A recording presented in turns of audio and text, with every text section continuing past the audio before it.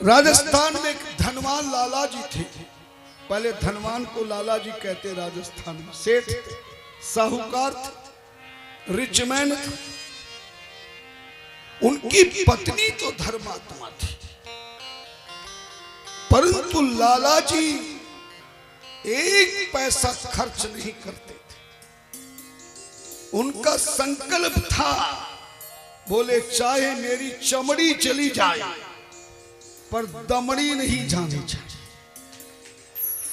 बिचारी घरवाली बड़ी मुश्किल से लाला की जेब काट काट के कई धर्म का काम करती थी। भगवान से एक ही प्रार्थना करती थी, मेरे पति के पास खजाना भरा हुआ, इसकी बुद्धि ठीक करो महाराज, इसके हाथों से दान हो जाए। जिस गांव में शहर में लाला जी रहते थे वहां कथा चल करने चले गए। शिव पुराण की कथा हुई, लाला जी कथा सुनने बैठते थे, पूरी कथा सुनाते थे। बगिया से एक फूल ला करके केवल फूल चढ़ाते थे। पत्नी कई बार बोली, कुछ तो चढ़ा दो, चुप हो जा, तुझे पता कमाई करने में कितनी मेहनत लगती है।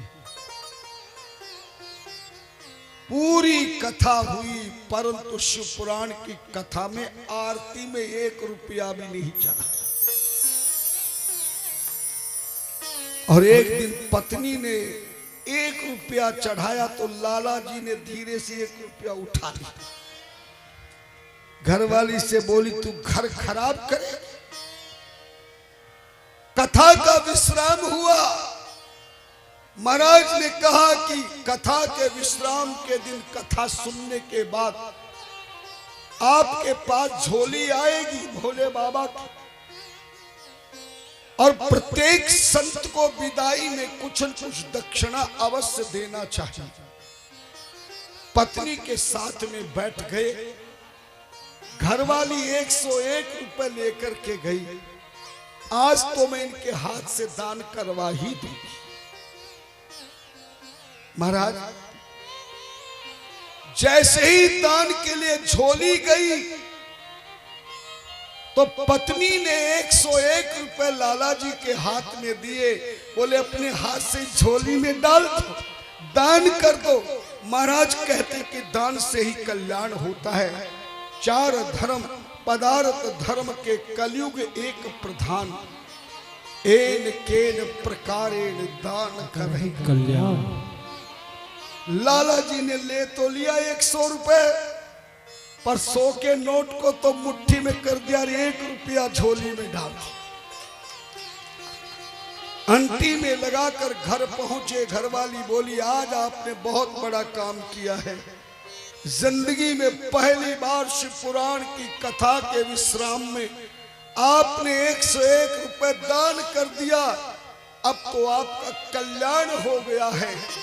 लाला जी हंसने लगे, तेरी तरह पागल थोड़ी, 101 दिए थे, पर हम व्यापारी हैं, लाभ का काम करते हैं। मैंने सिक्का तो झोली में डाल दिया और 100 रुपए निकाल के अंटी में दे के बचा के लाया। अब तो पत्नी रोने लगी, भगवान शिव से प्रार्थना करने लगी, प्रभु मेरे पति पर कृपा कीजिए, इनके हाथों से दान करा। रात्रि को धर्म पत्नी को भगवान शिव ने स्वप्न में कहा, देवी लाला से अगर दान कराना है तो उसको हरिद्वार ले जा, गंगा में डुबकी लगवा, इसके हाथों से हरिद्वार में दान करा दे। सुबह उठी पत्नी और लाला से कहा कि आज शिव जी ने हमें दर्शन दिए हैं। कह रहे थे कि अगर अपने पति के साथ हरिद्वार दर्शन कर लोगे तो इस बार व्यापार में करोड़ों रुपए का लाभ होगा। पत्नी ने ये नहीं कहा कि दान कराना है। चाणक्य जी कहते, लुब्धम मर्तेन कृत्वा स्तंभ मंजलि कर्मणा मूर्खम छंदानुवृत्त्या यथार्थेन च पंडितम। मूर्ख आदमी के सामने मूर्ख जैसी बात करनी चाहिए, विद्वान के सामने विद्वता की बात करना चाहिए। और लोभी आदमी के सामने पैसे की बात करनी चाहिए। लाला जी बोले तब तो चलेंगे। लाला जी धर्म पत्नी को साथ लेकर रेलवे स्टेशन पहुंचे। डिब्बे में बिना किराए के बैठ गए, टिकट नहीं लिया। पत्नी बोली जी टीटी ने पकड़ लिया तो 6 महीने की जेल होगी। घरवाली से बोला चुप हो जाता, शोर मत मचा। अभी बोल ही रहे थे कि टीटी साहब आ गए। लाला बढ़िया पोशाक पहने थे, बोले टिकट दिखाओ। लाला जी ने पहले तो धमकाया, तुझे हम जानते नहीं, हम दुनिया के बड़े सेठ धनवान हैं, हम क्या बिना टिकट बैठेंगे। टीटी ने कहा जी हमारी ड्यूटी है आपका टिकट देखने का। लाला जी ने बुद्धि लगाई, बोले टिकट तो लिए थे पर अभी मैं टॉयलेट में गया था लैट्रिन करने के लिए। दुर्भाग्य से दोनों टिकट वो सीट के अंदर गिर गए, जा लिया अंदर जाकर। टीटी ने सोचा इतना बड़ा आदमी झूठ थोड़ी बोलेगा, चला गया। घरवाली से बोला देखा कैसी मेरी वचनों का हाल है, इसीलिए तो कंजूसी लाल है। बिना टिकट के पहुंच गए हरिद्वार। अब हरिद्वार कभी गए होंगे तो रेलवे स्टेशन से बस अड्डे पर आपको हर की पौड़ी पे जाने के लिए रिक्शा ऑटो कुछ करना पड़ता है। पत्नी ने कहा जी ऑटो रिक्शा करो या बढ़िया सा हर की पौड़ी पे पहुंचना है। लाला जी बोले तेरा दिमाग खराब हो गया, तू कैसी कथा करती है सुनती है। संतों ने बताया तीर्थ यात्रा जितना पैदल किया जाए सबसे बड़ा लाभ होता है, और तू रिक्शा तो रिक्शे में जाएगी। अरे घर से पैदल नहीं आई तो यहां से हर की पौड़ी तो पैदल चल। ऑटो रिक्शा नहीं किया। बेचारी पत्नी चप्पल घसीटते घसीटते हर की पौड़ी पर पहुंची। आप में से कितने लोग हर की पौड़ी पे स्नान किया हरिद्वार में? देखना वहां सारे पंडे पीछे लग जाते हैं। लाला जी ये रसीद भंडारे की कराओ, ये गौशाला की कराओ, ये गंगा सभा की करो। अब जैसे लाला जी ने चप्पल उतारने के लिए तैयार हुए तो सारे पीछे लग गए। लाला जी इतना दान करो, इतना दान करो। लाला जी बोले दान के चक्कर में तू पैदल आया, यहां तो बड़ा गड़बड़ है, मैं नहीं दूंगा तो घरवाली दे देगी। तभी पत्नी से बोला देखो देवी इतनी भीड़ में मेरा मन घबरा रहा, मैं तो ऐसी जगह स्नान करूंगा जहां कोई स्नान ना कर रहा। बहुत समझाया, बोले नहीं मेरा जी घबरा रहा, कहीं मर ना जा, चल यहां से। कपड़े उठा करके गंगा के किनारे चलते चलते ऐसी जगह पहुंच गए जहां एक भी कोई स्नान नहीं कर रहा था। लाला जी बोले पंडा तो क्या होगा, पंडे का बाप भी नहीं आएगा, खूब स्नान कराओ। लाला जी ने खूब स्नान किया। आखिरी डुबकी गंगा में लगाकर जैसे ऊपर निकले तो देखा कि किनारे पे एक पंडा खड़ा हुआ। जय हो लाला जी की, जय हो यजमान जी की। मैं तो ढूंढता ढूंढता तुम्हें यहां आ गए, वहां से क्यों आए? लाला जी ने देखा कि ये तो कम भगत यहां भी आए, पर आपको बता रहा हूं, किसी को बताना नहीं, ये असली पंडा नहीं था। धर्म पत्नी की प्रार्थना से खुद भोलेनाथ दान लेने के लिए पंडे का रूप बनाकर पहुंचे। लाला जी ने कहा पंडित जी बैठो, पहले कपड़े बदल लूं। उन्होंने कपड़ा धोती पहना, बनियान पहनी, तो बनियान में पैसे निकाल के अंटी में लगा लिए और 1 रुपए का सिक्का लेकर के जेब में जोर से अंगुली दी, जेब फट गई। तभी कपड़े पहनकर तिलक लगा के बोले पंडित जी बड़ा बुरा हुआ। क्या हुआ लाला जी? बोले मैं तो आपको 101 रुपए का दान करता। ये पत्नी हमारी पीछे पड़ी है, कथा से बचाया बस 100 रुपए 1 रुपया लाया था। पर देखो दुर्भाग्य में इस तीर्थ में भी लोग जेब काट लेते हैं। फटी भी जेब दिखाई पंडे को, बोले मेरे पास तो 1 रुपया है, 100 रुपए नहीं है। पंडा असली नहीं था, कौन था? महादेव। भगवान बोले पंडे के रूप में, लाला जी कोई बात नहीं, आप हमारे खानदानी यजमान हैं, आप 1 रुपया लेके संकल्प कर दो और 100 रुपए उधार कर लो। आपको हरिद्वार आने की जरूरत नहीं, मनी ऑर्डर भेजने की जरूरत नहीं, मैं खुद ही तुम्हारे घर में 100 रुपए लेने आ जाऊं। लाला ने सोचा कि हरिद्वार से राजस्थान पहुंचने में 500 रुपए का खर्च है, ये जिंदगी में भी 100 रुपए लेने नहीं आएगा। लाला जी ने 101 का संकल्प कर दिया, 1 रुपया दे दिया और 100 रुपए का उधार करके नहा धो करके रात को अपने घर पहुंचे। घरवाली ने कहा हरिद्वार जाकर भी तुमने 100 रुपए बचा लिए, चुप हो जा। तू जानती है पैसा कैसे कमाया जाता है? इन पंडों का क्या, ये तो खा पी के मस्ती लेते हैं। अरे स्नान करना था, भगवान ने कहा स्नान कर दिया, 1 रुपए का दान कर दिया, तो बोले उसका उधार रुपए तो भेज दो, चुप हो जा। उसने कहा मैं खुद लेने आऊंगा, उसका बाप भी नहीं आएगा, 500 रुपए का किराया खर्च के 100 रुपए लेने कौन आएगा? रात को मस्ती से सोए लाला जी। सुबह 5 बजे पूजा पाठ की, 7 बजे तो घर की घंटी बजाई किसी ने। लाला जी ने घरवाली से कहा जरा जाकर देख कौन आ गया सुबह सुबह। जैसे ही कुंडा दरवाजा खोला तो सामने वही पंडा खड़ा था जिसको संकल्प के 100 रुपए का उधार करके आई थी। ध्यान देना, पंडे के रूप में कौन था? भोले बाबा। और भोले बाबा का किराया दुनिया में कोई लेने वाला पैदा ही नहीं हुआ। ना उनको गाड़ी की जरूरत, ना रेल की, ना हवाई जहाज की। जैसे दरवाजे पे पंडे को देखा, दरवाजा हल्का सा बंद करके अंदर जाके पूछा लाला ने कौन आया? बोले तेरा बाप आया।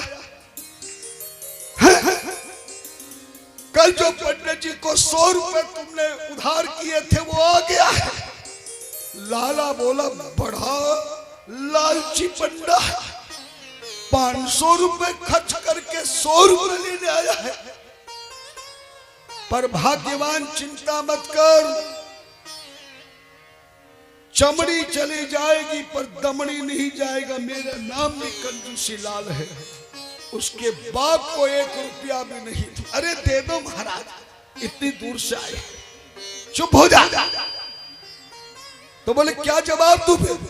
बोले एक काम कर, मैं चारपाई पे सफेद चादर ओढ़ के सो जाता हूं, कह दे कि रात को गंगा में स्नान करने से लाला जी को जुकाम हुआ और 103 डिग्री सेंटीग्रेड का बुखार चल रहा है, डॉक्टर ने मिलने से बंद कर दिया है, बहुत बुरी हालत है महाराज, आज तो चले जाओ, जब ये ठीक हो जाएंगे तो हम आपका 100 रुपए पहुंचा जा। क्या पत्नी दरवाजे पे पंडे से बोली महाराज लाला जी बहुत तबीयत खराब होगी, ठंडे पानी में नहाए थे, डॉक्टर ने चेक किया है कि 103 डिग्री सेंटीग्रेड बुखार है, बहुत परेशान है, एक काम करो अब तो आप जाओ, हम आपका 101 रुपए पहुंचा देंगे। पंडे ने कहा माता जी आप बड़ी सीधी हैं, लाला जी मेरे यजमान हैं, लोग कोई बीमार हो जाए तो बड़े बड़े रिश्तेदार मोहल्ले वाले दूर दूर से बीमारी में पूछने आते हैं, और मैं भला दरवाजे पे आके लाला जी से बात ना करूं, ऐसा कैसे हो सकता है? सेठानी ने अंदर जाके कहा वो तो तुमसे बात करना चाहते हैं, अगर हाथ लगाया और हाथ ठंडा मिला तो बुखार कहां से दिखाओगे? कंजूसी लाल ने कहा देवी चिंता मत कर, दमड़ी चमड़ी जाए पर दमड़ी ना जाए। एक काम कर, जमीन पे गोबर का मिट्टी का लेप कर, कुसा बिछा, नीचे सफेद चादर जमीन पे बिठा दे, एक उड़ा दे। अरे क्या शकुन बोल रहे हैं, चुप हो जा। फिल्मों में बड़े ड्रामे करते लोग, क्या सच में थोड़ी होता? कर जल्दी। लाला जी को जमीन पर लेट गए, सफेद चादर ओढ़ के। जा अब ये कह दे कि लाला जी तो दुनिया से चले गए, और कह देना जब उनकी अस्थि प्रवाह करने आएंगे तो तुम्हें 100 की जगह हम ज्यादा रुपए देंगे, दान में आप चले जाओ। सेठानी जी पहुंची, पंडित से कहा महाराज बहुत बुरा हो गया। लाला ने कहा थूक लगा के आंसू दिखाना, ऐसे मत बोलो। लाला जी तो चले गए, जमीन पे सुला दिया है महाराज, मेरा जीवन बेकार हो गया। पर आप चिंता मत करो, मैं लाला जी का 10वां कर्म से पहले जो अस्थि प्रवाह होगा उसमें मैं बेटे को साथ लेके आऊंगी, तुम्हें 100 रुपए की जगह ज्यादा दे दूंगी। अब आप आराम से चले जाओ महाराज, क्षमा करना। ध्यान देना, ये पंडा असली नहीं था। पंडे ने कहा माताजी आप कैसी बात करती हो, किसी घर में कोई मर जाए और उस घर में कोई पहुंच जाए तो वो तब तक अपने घर वापस नहीं जाता जब तक शमशान में उसका संस्कार नहीं हो जाता। सेठानी ने जाके कहा तेरा बाप कह रहा कि शमशान तक जाऊंगा। लाला जी बोले तो मोहल्ले वाले को बुला, समझा दे और तैयारी कर। चमड़ी चली जाए पर दमड़ी नहीं।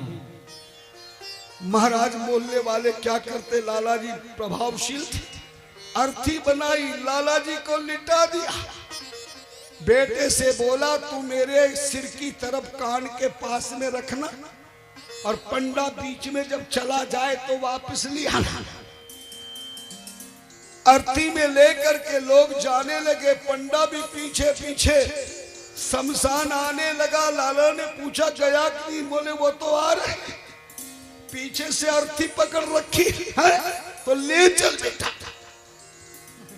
गए शमशान में, पूछा गया, बोले नहीं गया। बेटे ने कहा महाराज आपको हरिद्वार जाना है, देर हो जाएगी, अब सब काम हो जाएगा। अरे बोले बेटा शमशान में जाकर जब तक कपाल क्रिया नहीं हो जाती तब तक वापस नहीं जाते। लाला ने कहा तो चिता तैयार कर दो। लाला जी को चिता पे लिटा दिया। बेटे से धीरे से बोला तू आग लेके घूमते ही रहना, पर लगा मत देना। बेटे ने कहा दे दो ना, क्यों, चुप हो जा। बेटे को आग दिया, पूरा डंडे में देते ना, शमशान के चक्कर लगाते हैं, आग लगाकर दंड बेटे को दिया। अब वो घूम रहा था, घूमते घूमते अचानक पंडे ने कहा बेटा तू छोटा है, तेरा बाप मरा है, तू दुखी है, तेरे से अग्नि नहीं लगेगी, ला मुझे दे। और अग्नि का डंडा लेके लाला से बोले लाला तेरा की लगाओ। लाला जी खड़े हो गए, बोले 100 की जगह तू 500 ले जाना, पर लगा मत देना। अंतिम में वहीं पर लाला ने दान किया, वो शमशान भगवान शिव का लोक बन गया। शिव ने आशीर्वाद दिया, तू आगे चल करके दानवीर बनेगा। दान सबसे बड़ी चीज है। मैंने अपनी जिंदगी में भी देखा, गुरु महाराज ने मुझे यही समझाया था, अपनी कमाई का जितना दान करते रहोगे तुम्हारी तिजोरी धन से बढ़ती रहेगी। दान से आने वाला संकट दूर हो जाएगा। दान करने पर अकाल मृत्यु नहीं होगी। दान करने पर आपके जीवन में भगवान की भक्ति और शक्ति मिलेगी।